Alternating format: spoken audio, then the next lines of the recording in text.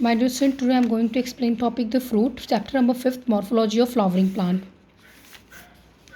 So before I explain the topic, first of all I want to explain about a diagram of a pistil or carpel, a single carpel. This is a diagram of a single carpel, and I have already told you a carpel are divided. A carpels containing three main parts: stigma, style, and ovary. Or a carpel divided into three main parts: stigma, upper part, receptive part, stigma, style, and ovary.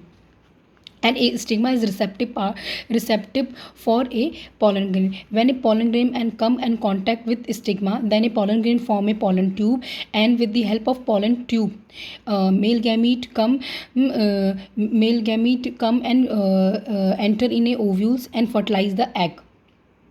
So the egg present inside the ovules are fertilized with the male gamete, and after a fusion, these ovules form a seed, and ovary form a fruit.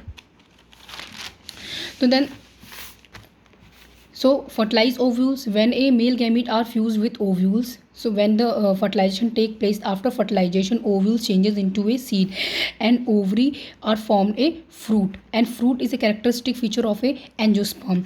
And the ovary wall is also known as a fruit wall, and it is known as a pericarp. And actually pericarp or a fruit wall or a ovary wall are divided into a three main parts. Actually this pericarp of a fruit or a ovary wall or a fruit wall, or when a actually when a pericarp is fleshy, so then if actually this not fleshy in mainly a pericarp are divided into a three main parts. Again pericarp is divided into a three main parts: epicarp, mesocarp and endocarp. जैसे कि मैंने आपको पहले बताया कि fertilise अगर हमारी ovule fertilise है तो अगर फर्टिलाइज है ओव्यूल तो ही वो सीड फॉर्म करेगा.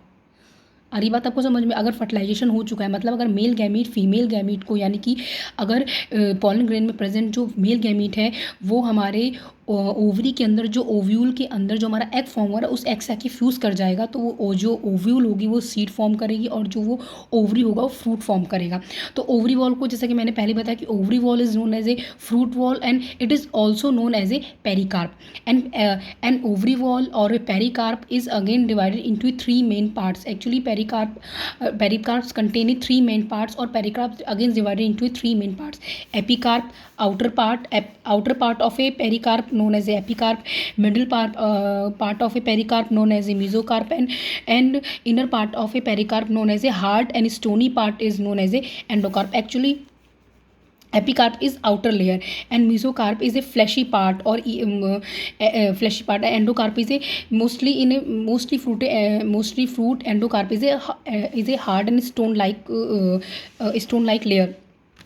जैसे कि पेरिकार्प का मैं कोई एग्जाम्पल बताती हूँ. जैसे कि अगर मैं मैंगो फ्रूट की बात करूँ, तो मैंगो फ्रूट क्या है? जो फ्रूट है, जो हमें ऊपर से मतलब कि मैंगो जो फ्रूट है, यानी कि वो तो उसका ओवरी हो गया, और मैंगो के अंदर जो सीड प्रेजेंट होता है वो क्या हो गया? उसका ओव्यूल. ठीक है ना.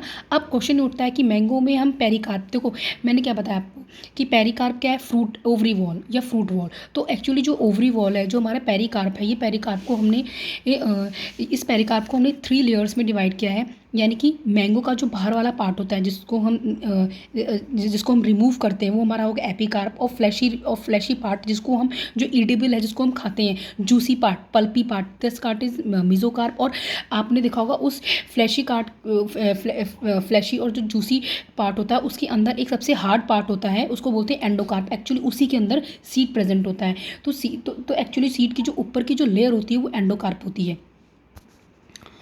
तो इसके अलावा एक्चुअली ऐसा भी होता है कि ये कोई ज़रूरी नहीं है कि फ्रूट हमेशा फर्टिलाइजेशन के बाद फॉर्म हो. कुछ फ्रूट्स ऐसे होते हैं जो बिना फर्टिलाइजेशन के भी फॉर्म हो जाते हैं, उन्हें बोलते हैं parthenocarpic fruit. If a fruit is formed without fertilization, that type of fruit is known as a parthenocarpic fruit और सीडलेस फ्रूट. तो सीड तभी फॉर्म होगा जब हमारा फर्टिलाइजेशन होगा ओव्यूल के अंदर, जब एग से फर्टिलाइज करेगा हमारा मेल गैमेट. लेकिन अगर फर्टिलाइजेशन नहीं हो रहा है तो कुछ फ्रूट्स ऐसे होते हैं जिसमें ओवरी जो होती है वो डायरेक्ट फ्रूट में चेंज हो जाती है और उसमें कोई फर्टिलाइजेशन नहीं होता. जब वो फर्टिलाइजेशन नहीं होता है तो that type of fruit is known as a parthenocarpic fruit. And this type of fruit is, ये जो फ्रूट्स होते हैं ये सीडलेस फ्रूट होते हैं. जैसे कि फॉर एग्जांपल बनाना।